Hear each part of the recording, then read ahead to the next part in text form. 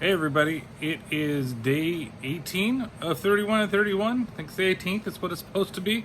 And today, I'm watching The Ritual while somebody's coughing in the background. I wonder who it is. Could be that cat again. Coronavirus. And so anyway, I'm watching The Ritual, which is a movie from 2017. It's a British horror film. And it is definitely one of my favorite films of this as well.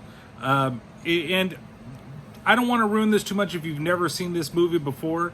The basic premise of the movie is, and this happens right away, these guys, they get together on a regular basis and they kind of do like a guys like weekend or whatever. And so they're doing like the guys thing. And one of the friends, he's like, I want to go to Sweden to go backpacking. And so him and his buddy go into this liquor store, and there's a robbery, and the friend that wanted to go backpacking gets brutally murdered. And so the other friend, he kind of cowers in the corner when everything happens. And so he, carries this guilt, and he convinces everybody the next year, let's go backpacking in Sweden just like our friend wanted to. So you've got the four friends, which were Hutch, and then you have Luke, who's the main character, Dom, and Phil, right? And so they're all going backpacking, and they go into a forest, and that's where they encounter a creature and a cult that worships that creature. So, and the thing is you don't really know about the cult till about, I don't know, the last 20, maybe 30 minutes of the movie. It's just like in the beginning, it's really them against each other and the tensions that are kind of brought on from the fact that, friend's dead, and that, Luke, he blames himself, and, do the others also blame him as well? And then the weird shit that starts happening in the forest where they don't know where they are, compass starts working, and it's all because they took a wrong turn on the map. They were supposed to go to El Paso, but they ended up there. I don't know, they had some Bugs Bunny shit happen to them. But nonetheless, it's like they can't get out of the forest, and that stuff is all really cool. They even get to a really creepy cabin, but I don't want to say much else that's really about the movie. The acting is really good in this film. There are characters that I dislike, but I don't dislike them in the movie. Like, they make me dislike the character, right? I think that the actor's good enough and the character's what they are. And even with, what's probably going to happen, and that people are going to start dying in the group. Like, this is going to be some type of descent bullshit where people are going to start getting picked off one by one.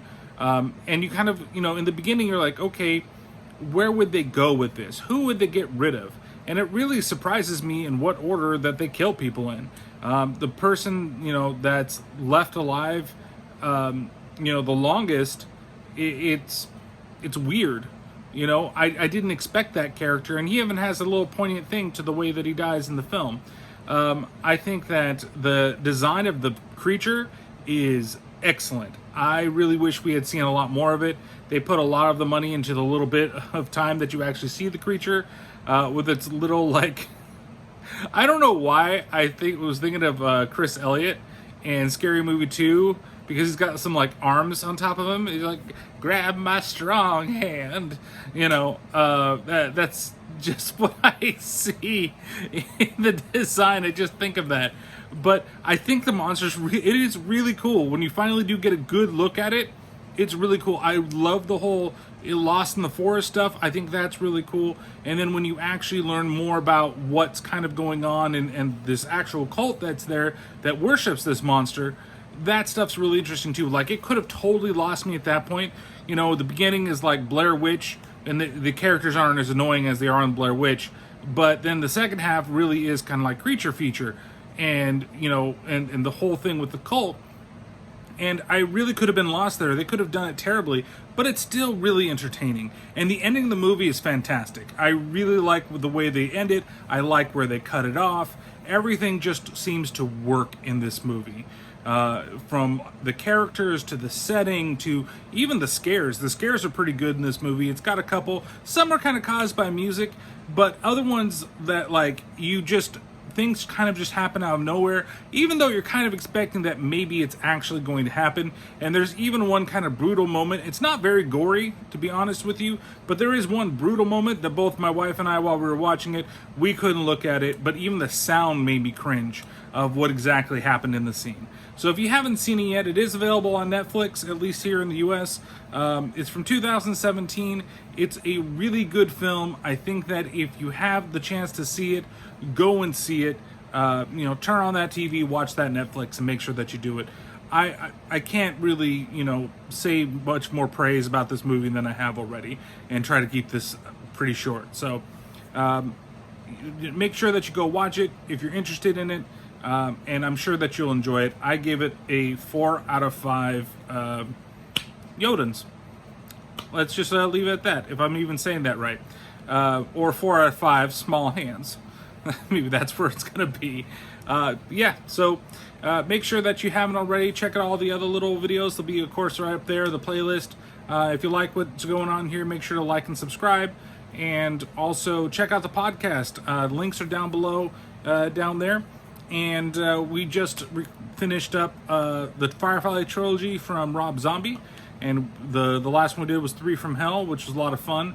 Turned out to be a little longer than The Devil's Rejects, and I thought it was actually a little shorter.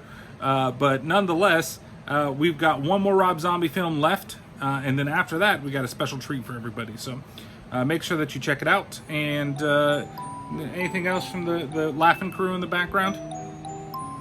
Nope. So, see you next time on Eloise 31 for 31 Nights of Horror. Bye, guys.